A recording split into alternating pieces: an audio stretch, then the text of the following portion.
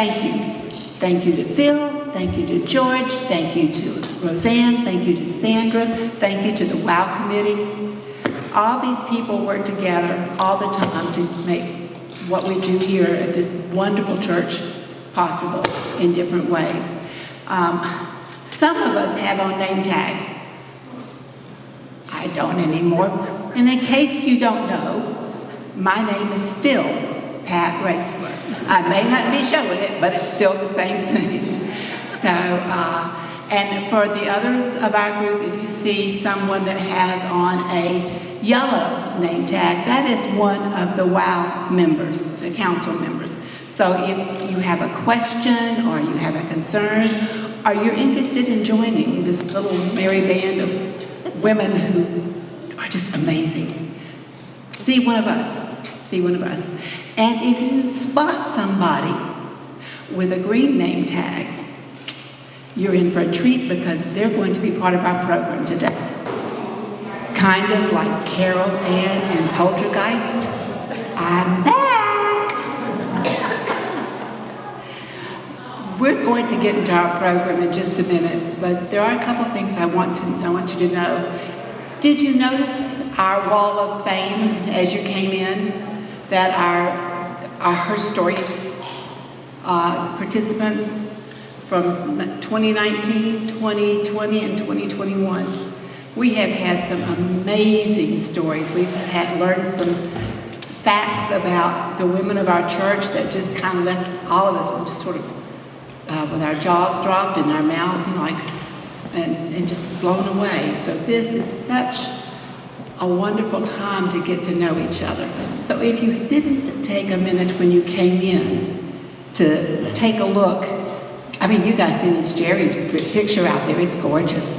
So, you didn't know, did you? No, I didn't. I mined it off of Facebook.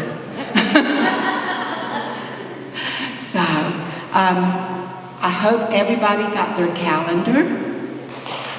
Yay! Now, if you will open your calendars and you will look at February the 12th, you will find that it is already highlighted. You don't even have to highlight it, but you might want to write in it. And that is the WOW Winter Luncheon 2022. Notice it's right before Valentine's Day. This is the luncheon that we do where we ask for table hostesses. Can you imagine how beautiful it's going to look that particular day? I foresee a lot of red and white and pink and sparkles. So it's highlighted. Go ahead and reserve it. You want to be here. You want to bring a friend. I'm not sure what the menu, I do know what the menu will be. The menu is going to be catered again by the Master's Table. And you know what we think of the Master's Table. So, February 12th. And then if you open it a little further back, and you go back into September, you're going to see it's highlighted again. Can anybody guess what that's for? The retreat. The retreat. We still believe God tells us, dream big, he can handle it. And we trust him completely. So we're going to Tanglewood, God willing. By then I know we all hope that this COVID is either under control or just kicked to the curb and not even, a thing anymore. So we're going to go ahead and be planning some things for 2022. In the very front of your calendar, it has a little reminder to save the dates. We have a couple of things that we haven't been able to completely release the information on, but our spring luncheon is going to be like something we've never done. And when that gets announced, you're going to want to get out your fluorescent green highlighter, because we're going to have such a wonderful day and a wonderful time and a wonderful trip and a wonderful event. It's just going to be wonderful. So those are some things that are coming up. So when you see your calendar and you pick it up, pray for the WOW committee, for the WOW Council. We love doing this, but there is a lot of work involved, and there's a lot of logistics involved, and there's a lot of answered prayer involved. And so, like I said, when you see it, give us a prayer. Okay. Again, I want to welcome everyone. It's so good to see some of the faces we haven't seen in a while. It's good to see the faces we see every Sunday. It's good to see visitors, and it's good to see old friends, and so we're glad you're here. We have a wonderful program today. And I have to give a shout out to Jane. Jane, as you know, Jane Piercy is recovering from surgery. But Jane has been very much a part of our luncheon today. She recruited our new Jane Pauley. Her name is not Jane, it happens to be Brenda. But Jane and Brenda have worked, I won't say tirelessly, because I've seen them exchanging giggles and everything else, and I don't think it's been that hard. I think it's been a lot of fun, and that's exactly what we want it to be. But we're going to have another herstory lesson. So this is herstory lesson part 3. I want to introduce you to our inductees to the WOW Herstory program. Brenda Eaves, will you come up, Miss Brenda? Brenda is serving as our MC, and we are so fortunate she made time for us to do this. I know of at least 2 Energizer bunnies we have in this church. I think of our pastor as a little Energizer bunny, because she's always going. This is her partner. Our other inductee is going to be Lois Moore McLean, Jessica Donaldson,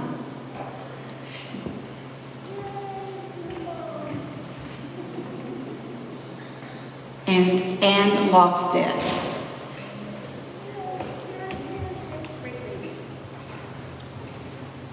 Okay, everyone, as these ladies are coming up, everyone should have a little booklet of an extremely abridged bios of today's panelists.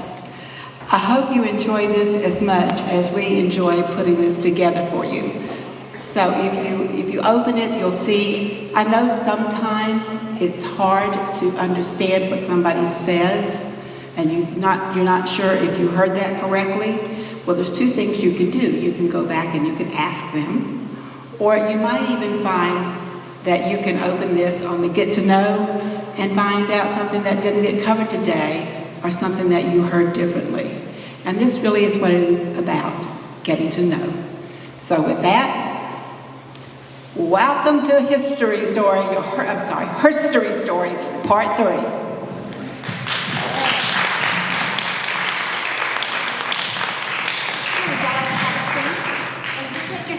Comfortable here.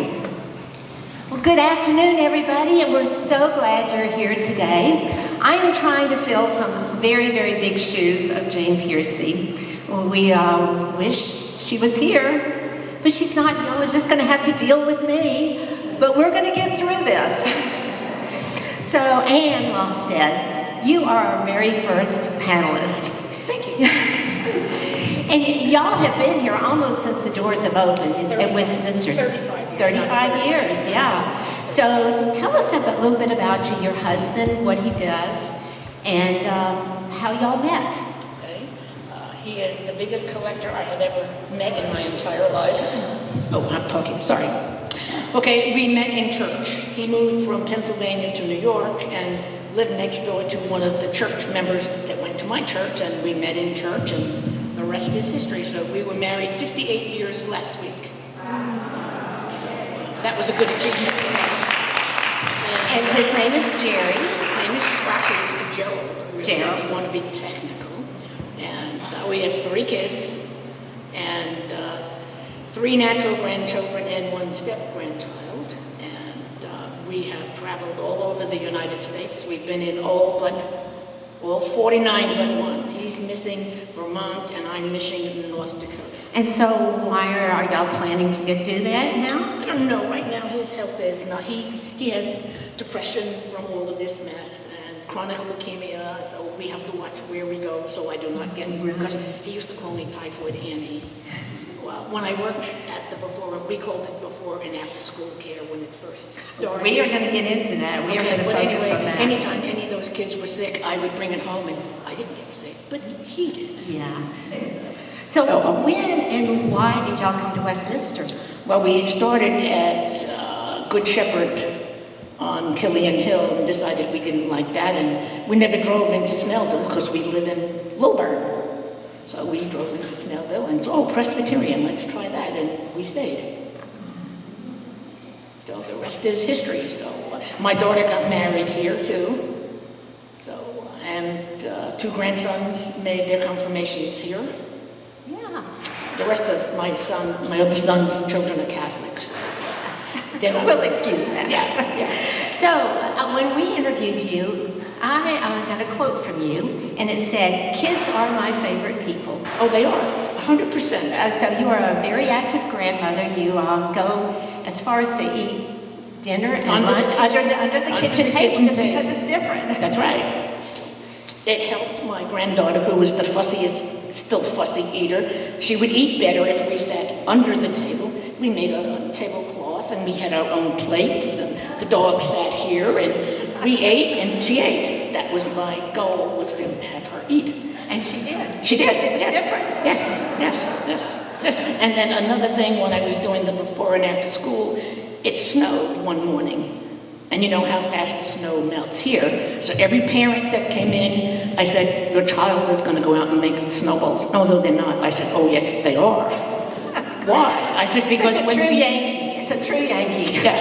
I said, when you get back here this afternoon, there won't be any snow left. And I said, I went and bought mittens a couple of weeks ago. Everybody's got their own mittens. And if they get wet, the school has heat. They'll dry. So you are one of the founders of WCWM, which was called at that time the Before and the After School. Right. Care. What a great legacy. Jessica has taken advantage of that. Did you know that? Yes. She's got 2 of them in there. Yes. But that's why I retired. If you want me to go further, because they combined the 2 together, and I felt that I was already 60-something, and I said, I'm not qualified to do both. But you spent 10 to 15 years there, somewhere in that range? Mm-hmm. So you are also responsible for the Scott Healy Bus? Mm-hmm. That's my bus. Jerry's got experience in that bus. So do I. After he was in it, yes, I do too. He left it filthy. We cleaned that bus up, and we went to Allison's mother's funeral and filled it up. Sally was there. And what he did not realize was if the state inspector, who popped in whenever she felt like it, saw that the bus was dirty, they could actually remove your license. Yeah. Because you're transporting kids in a dirty bus. Yeah. So. Okay, so the big question that everybody has dealt with is, how did COVID affect you and your family? Now, I know you and Jerry kind of hunkered down, but you had a big family that had lots of problems with COVID. Mm-hmm. Yeah, my son, daughter, and his 2 kids had COVID. My step-grandson and his wife had COVID. And in the meantime, my daughter was sick with pneumonia in the hospital. And because of her lung disease, right? And then my son that had the COVID, his youngest daughter had a time of breaking her elbows, her wrists, and all kinds of stuff. So it's been very interesting. And as an active grandmother who takes a very active role in her grandchildren, you were missing them, and all you could do was talk on the phone and pray for them. We do Messenger, so we could see each other. Yeah. That Messenger part of Facebook, it's just for kids. I don't know whether anybody's aware of that, but only people that the parent give permission to can access that. And it means you can talk back and forth. In fact, I talked to my the 11 one that's going to be 11 yesterday. And she told me what was going on and stuff. So that's a way of contacting. So how did your faith take you through COVID? I just knew that God was going to guide us and do whatever he could to help us. And Jane, you kept having things put on the prayer list, and Jane was just curious, who is this woman? You know, that she's having so many of these problems, but prayer in Westminster got y'all through. And as my daughter says, God, you've tested me more than I would care to admit. Move on to the next person. And that's what keeps her going. Okay. So. And the thing that keeps you going, you are very, very active. You walk at least a mile a day. Oh, you get I walk 2,000 an hour. 10,000 steps. Yep, 10,000 steps every day. And you're in great shape. And slightly overweight. But. And I can tell everybody how old you are. Oh, yeah, I'm going to be 79 next month. Yeah. Yep. But you have to keep moving, that's the secret. Okay, well, thank you for being part of this panel. You're welcome. And Lois, you are Westminster famous for the praise band, but you have so much more involved than I ever knew. I suspect Anne here has a little bit of Energizer Bunny in her too. So, can you tell us, your husband Bill, how y'all met, how long you've been married? Okay, so Bill and I are both grew up in Oak Ridge, Tennessee. And it's called the Secret City. It was where they manufactured some of the components that went into the atomic bombs for World War II. And so it was kind of a very unique place to grow up. And you sheltered and yet worldly at the same time. It was an unusual mix. Everyone there is highly educated, and it's just a very interesting place. But we actually went to the same schools. He was a couple years ahead of me. But we didn't really meet until he'd already graduated and I was a senior in high school. We met where we worked together at a place that made instruments, basically kind of glorified Geiger counters, I guess. And so we met there, started dating. We dated off and on for 6 years. I moved to Atlanta. He went to UT and graduated from UT and then moved down here, got a job, and so then we got married after that. So we've been married for 36 years. And he's a technical writer. He's a technical writer now, yeah. Yeah. So technical writing, if you don't know what it is he says that he turns engineering or geek speak into English so that people can understand it. Okay, so when and why did y'all come to Westminster?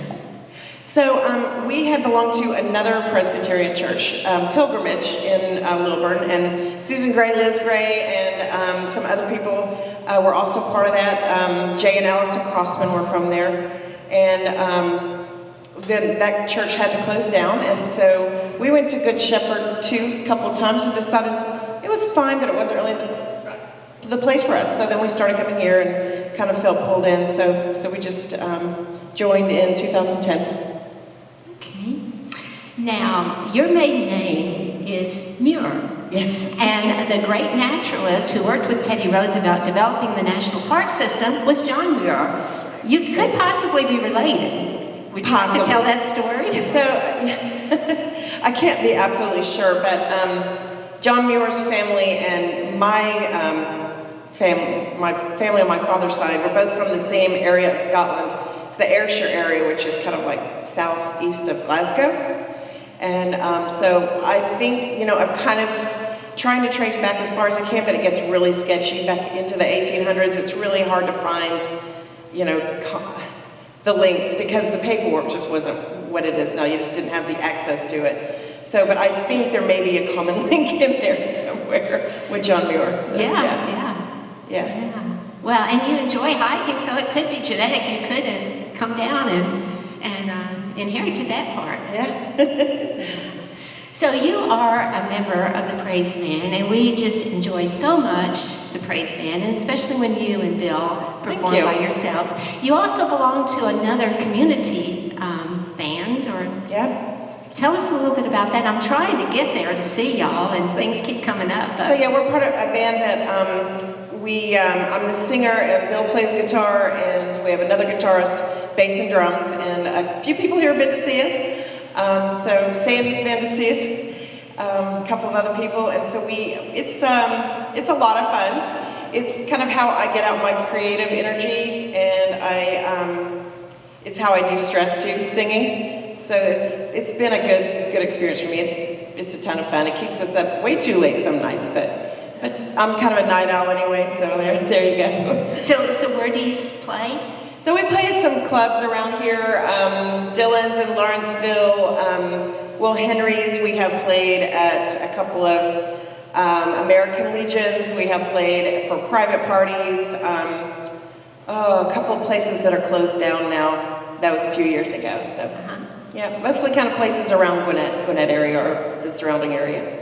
Okay. So besides providing all that entertainment, I had no idea you were a therapist too. You are in private practice here in Snellville. I have a private practice, and I didn't know until today that Jessica's also a counselor. Yeah, I have a private practice just right down the road in Snellville. If you know where Henry Clower, the McDonald's is at Henry Clower, I'm in the office park that's right behind there. And I used to be over near the hospital, and then I had to move a couple years ago. But yes, I've been doing therapy for about 20 years, I guess, overall.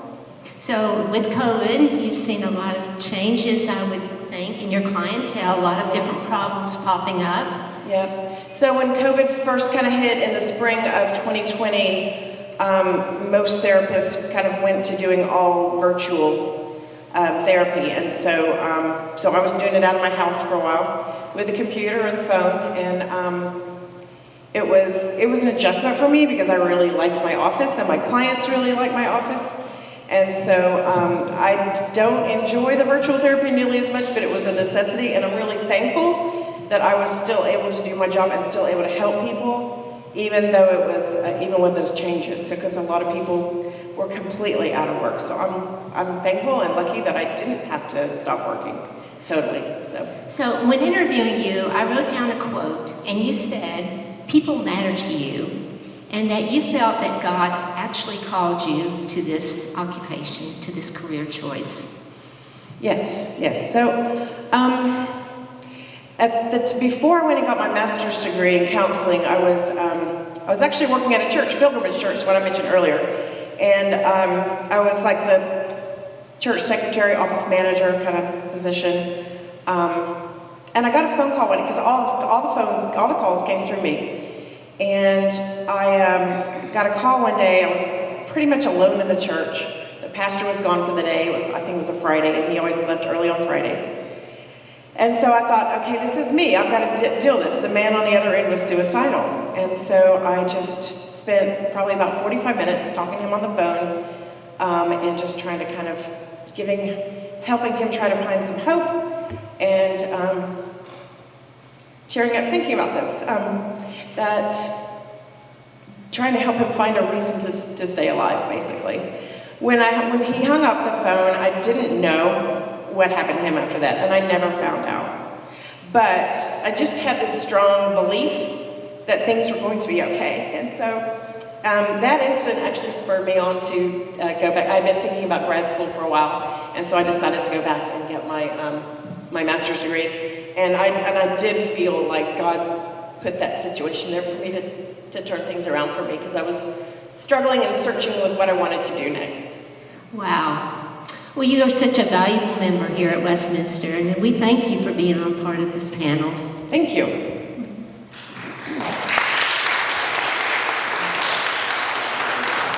So, Jessica, you are the youngest and living part of the legacies here at Westminster with the WCWM, where your children are involved, and here we have a therapist that you're in the same occupation. So give us a little history about you. Tell us who your husband is and how y'all met. My husband is Shane Donaldson. He recently became an elder. We met at UGA in undergraduate. We were both working at Carrabba's, the Italian restaurant. So that's where we met, and then we had some classes together. So he was actually a therapist before you. I think you were working at a bank when y'all moved here. So after we both graduated with our bachelor's in psychology, he went into sales, and we moved to Texas and I was working in a bank. And then he decided he hated sales and wanted to do something that was more purposeful, I guess. And so then he switched careers. We moved back, took major pay cut. And then we both started working in the field related to psychology. So we're working at like community agencies. I was working with people with severe persistent mental illness like schizophrenia, schizoaffective disorder, bipolar disorder, and loved it. And he was working with homeless individuals and housing them. And so then we both decided that we wanted to go back and get our masters so that we could actually provide therapy services. Okay, so you have a very unique story as to why you are now members of Westminster. And it had to do with Christmas. Can you tell us a little bit about that? Sure. So when we had our first son, David, we were looking around for daycares, and we found the preschool, and we really enjoyed that. But Pastor Allison always comes and talks to all the families that attend. And so she was like, oh, you have a baby in the nursery. Can we use him to be baby Jesus? And so I was like, oh, okay, sure. And then I didn't realize that that meant that I would have to be Mary and she would have to be Joseph. So we did. And she kind of just, brought us in that way. After we attended that, she's like, oh, well, you guys should just come. And we were already looking around for churches in the area. We had previously gone to Disciples of Christ, so we had tried those churches in Lawrenceville and the surrounding areas, and we just didn't really feel like it was a fit. So when she was so inviting and we enjoyed, everyone here and the environment, we decided to stay and join. We're so glad you did. So little Leo is following in his big brother's footsteps this Christmas, isn't he? He's going to be the baby Jesus. Yeah. To be married. Yeah, I'll have to be married. Yeah, whenever I told Pastor Allison I was pregnant, she was like, oh, great, the baby could be baby Jesus. So I was like, okay. So you were the one that was so impacted by COVID. You were pregnant at the time. You had a toddler. You were trying to work. Tell us a little bit about that. Like Lois, I was working a lot remotely. For a big chunk of time, I was completely remote. But while I was still pregnant, we did offer in-person sessions. We were masked and sanitizing constantly. So I was a little more nervous because I was pregnant, because my OB had advised me not to get the vaccine while I was pregnant. So I was just trying to be super, super careful because I had no idea what impact it would have on the baby if, I got it while I was pregnant. So I was as careful as I could be, tried to have faith that it would be okay, take all the safety measures. And then after I had the baby, while I was on maternity leave, I got COVID. And so then that was really scary for me. You were nursing. Yep, I was nursing. Wearing a mask. Mm-hmm. And he did get some congestion. Mm-hmm. Yeah, and Shane came down with some congestion. He just was not tested, and it was just a really scary situation. Your mom helped out a lot, yeah, from what I understand. Mm-hmm. Yeah, where would we be without parents? Yeah, they're important. Yeah. So things are better now, and everybody's healthy, and you are now trying to go into private practice, trying to move into that realm of your career. Yeah, so right now we both, so Shane and I are both therapists contracting at a private practice, but we're going to start our own in January. So we're excited to do that. Such a blessing that y'all are here and that we have baby Jesuses in real life. Thank you for being part of this panel. Thank you.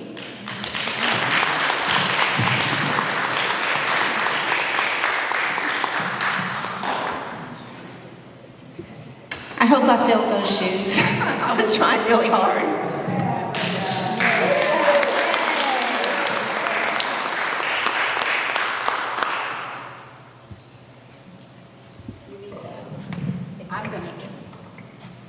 I'm going to turn the tables on our MC. How many of you know this is Brenda Eaves? Okay, some of you have not yet met her yet. This is Brenda Eaves. Now, there's probably some things about Brenda. No, I have a feeling there's a lot about Brenda that we're going to have the pleasure of getting to know over the years. What is it? It's something about still waters run deep. I have a feeling with Brenda, running waters run deep too. So, tell me your husband's name. Richard. And a little bit about your family. I was married previously, and I have 3 boys. They range from, the oldest is 41 now, and the youngest is 35. But from those 3 boys, I have 6 grandchildren, and that's where the fun is. They range from age 2.5 to 11. Are they in this area? 3 are down in Noonan, and it took me 3 hours to get to Noonan yesterday with dinner for them because of traffic on a Friday evening. Oh well, that was kind of dumb to think about a Friday night in Atlanta. But those kids are 4, 9, and 11. So we had a kind of a fun time. They're always busy with travel softball, travel baseball, football, soccer. They're into everything, and that's why at night is the best time I can catch them. I have got 3 in Good Hope, and those kids are 2.5, 5, and 9, and they're busy too, but I can pretty much see them on the weekends. So we've taken them camping, we've done different things with them, but they're just a lot of fun. That's why we have kids, is to get those grandkids. So I learned something about Brenda this week that I thought was pretty impressive. And Brenda and Richard have plans for later this month. What are those plans? Well, I had done a lot of research on the lady that had hiked the Appalachian Trail for the very first time. Her name was Emma Gatewood. She was 67 years old at the time and hiked the 2,050 miles Appalachian Trail. It took her 5 months. So after reading lots and lots about her, she did it 2 more times. I thought, we need to do that. So we are going to do one state at a time. I'm 67, so I'm at the age that she was. And so we're going to do one state at a time. We're going to start Georgia October 25th. We're not going to be spending the night on the trail. Somebody's dropping us off in the daytime and picking us up in the evening. And we will have that hotel room night and the restaurant dinner. We're not as industrious as Emma Gatewood was, but we're going to do one state at a time. Probably stop in Pennsylvania. That's where boots go to die. I mean, the boulders and stuff. I can't see us doing that, but we'll try some of the other states. Well, I told Brenda I was going to hike the Appalachian Trail too. I think it's in Bristol, Tennessee. You start at one end of the little bitty town and you go right through Main Street, and I believe it's like a mile or maybe half a mile, and then the trail ends, but you can still hike the Appalachian Trail, and then you can go shopping. So, me too. Okay, Brenda, where are you from? Well, Dad was in the Navy, so we did a lot of traveling around, living in different places, but for the most part, I grew up in Nashville, and then when he retired, we moved down to Tullahoma, where he worked with the wind tunnels and NASA and different things. So I went to high school in Tullahoma, which is halfway between Nashville and Chattanooga. And you said Richard is a Georgia born and raised Atlantan. He's been here forever. Let's see. And one of the things that Brenda was sharing yesterday, and I'm going to let her tell you, it was one of her most memorable events in her professional and possibly personal career. Yeah, so when Ebola came to Atlanta, I worked at Emory for a number of years, and I was on the Ebola team, and that was a very scary situation. A lot of things we learned back then we applied to COVID nowadays, but we had to establish our own laboratory downstairs for when these patients came in. And that was professionally, that was the most exciting thing ever, because here you have, a test tube of stuff, of Ebola stuff, and you had to be trained very carefully with this, a lot of safety. We had to wear the hazmat suits, the Tyvek suits and the PAPRs with airflow that was controlled. We were in isolation rooms, and then we very carefully had to handle these specimens and had to have the instruments to get the results in a quick manner. We used point-of-care instruments, and that was the department I was working in at the time, was point-of-care. So that was very exciting professionally, but personally it was very confusing because my children were scared to death of this, as was all of Atlanta. There were protesters out there, news media was all around. We had security, tight security around the unit. And one of the proponents of this was my mother. She said, no, I wouldn't let my children be around that. So my children took it to heart and said, no, Mom, you can't see those grandkids. So it was maybe about a 6-week period that went on. And after that, things were dying down, and I was able to see them. But during that time, I thought seriously of getting off of that team. But I thought, this is my job. This is my responsibility. I'm going to stick it out. And I did. And it was very fulfilling. We had 3 patients from Africa, and we had 1 patient from Houston. Or Dallas, the nurse that was exposed that came down with it. So we had those 4 patients, and it was professionally very, very exciting. We had different papers written. We had written up principles and things that went along with this. So it was fun. It was neat. Not only is Brenda beautiful and active, she's also a brainiac. She was a laboratory scientist. And I thought that was pretty impressive. I'm glad for people who can do that. The old term back then, when I graduated, and Debbie's here, was medical technology. Well, that is such a broad general term, and we were in the laboratory, so the nomenclature changed to clinical laboratory scientist, and that's what the degree is in now. But I was at Emory for 35 years. It was a great place. I was a single parent back then, and I had to work around my children's schedules, and Emory was very accommodating with doing that, working night shift, evening shift, day shift, whatever, following the kids. Well, I really want to thank all of these ladies. They have I love getting to know each other. We see each other Sundays, sometimes Wednesdays, sometimes committees, but most of the time we don't really have a chance to visit with each other. And that's what WOW wants to promote is that opportunity to be more than acquainted, be sisters in Christ. Sometimes sisters are going to fuss, but that's okay. Well, you don't want to do it too often. But, if you know each other and love each other, you can get through stuff. And you can call on your sister. But if you don't have somebody that you know, you can't always do that. So I'm so glad that we have this wonderful body of women, and all of you are so very special. And I have just a little thank you gift for each one of you. Jessica, this is for you.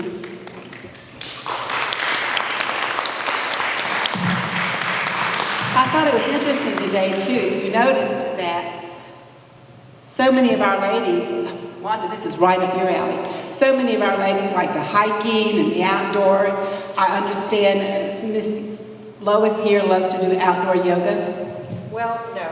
I got a little mixed up, but that's okay. I do like yoga. Gosh, I was just going to recruit her for the retreat, too. And Anne, I thought it was amazing this July or August when Anne came to Courtyard Conversations. It was the first time I'd met her. And she's been here 30 years, and I've been here 35.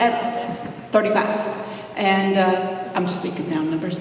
It's like somebody asked how old you are, you say, I'm 50. You might be 65, but no, you're 50. But I thought it was so cool that somebody who's been such, a big part of our church for such a long time, and I got a chance to meet them. And Miss Brenda, we couldn't have done today without you. Thank you. So, thank you. A very special thank you to these ladies.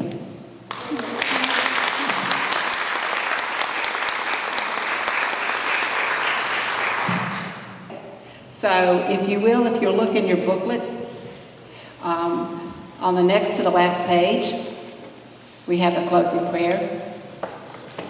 And I know this is not what we normally do, but hey, this is a new normal, right? That's what they keep telling us. So let's have prayer, please. And together. The heavens are telling the glory of God, and the firmament proclaims your handiwork, declares the psalmist. And yet days go by, and we don't remember to say, thank you, God.